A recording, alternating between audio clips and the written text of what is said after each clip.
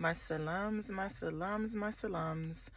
These sunny days are giving life, I promise you. I hope you guys are having a good morning. I've been inspired to chat with you guys. Bismillahirrahmanirrahim. In the name of God, most gracious, most merciful. Did your mother ever tell you this, or that your aunties or the women in your family? Have you ever heard this? Marry a man who loves you more than you love him. I don't know where I heard that from. Maybe my mom told me that, or my aunties. I heard that from someplace when I was younger. Remember I told you guys, when the things that you hear on repeat when you are young, from birth to the ages of 7, the most formative years of your life, sort of become your programming. They become how you think, how you feel, and then how you act, unless you recondition yourself to have different beliefs, to have a different belief system.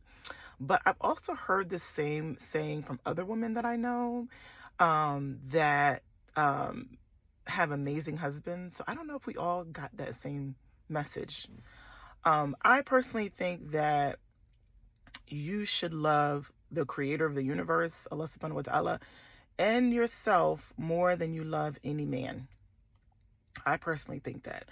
I think love is a beautiful thing. I am in love with my husband, so I'm not saying not to love your husband, but I think that the more that you truly value yourself, and you consider your needs and your wants and your desires, and you have a really healthy sense of self-love, I think you naturally attract a man that feels the same. And I've said this over and over and over again.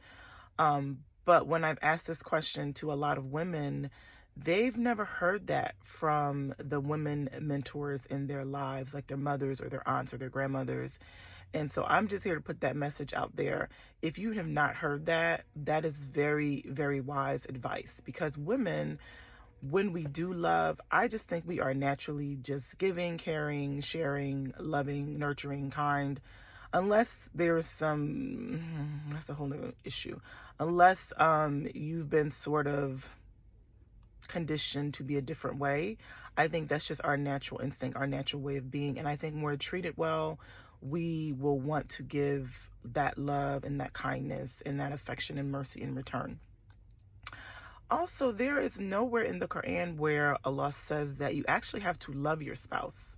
Y'all ever kind of peep that? It doesn't say you have to love them. It says you have to, it's to give affection and mercy, and it's to marriage is for tranquility. But it doesn't really say you have to love them. You have to be respectful of your husband. You have to be kind. You have to be merciful. You have to give affection. Yes. But I think sometimes women put too much stock in wanting to be loved, instead of loving themselves. And I think when you really love yourself, you will just naturally attract a man into your life who will love you.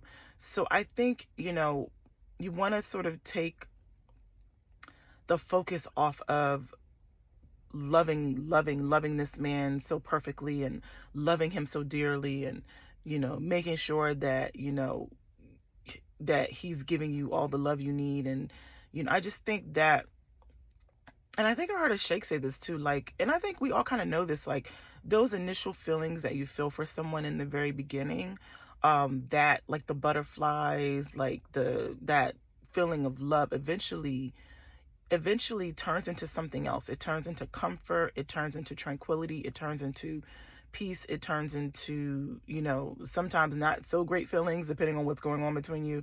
But I think that feeling is very fleeting, that feeling of love.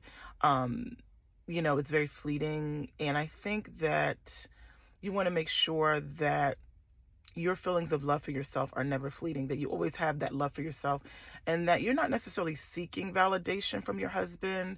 You're not seeking him to be like your be end and all. It's I think that's a dangerous place to be in relationship, right? But I think when you truly love Allah subhanahu wa ta'ala, and you truly love yourself, I think you'll never, ever be disappointed, ever, right? And people are human, men are human. They can disappoint you. That's just life. So I think you really, again, you just want to focus on loving yourself, loving God, loving your children if you have children, You know, those are that's unconditional love, right? As you guys who know who have children, your children will love you unconditionally from, you know, from till the end of time. But you can't always say that for a man. So I think that was really wise advice that I got. And I don't know if I got that from my mom or my granny or whoever I got that from. But I feel like I've always sort of led my life in that way.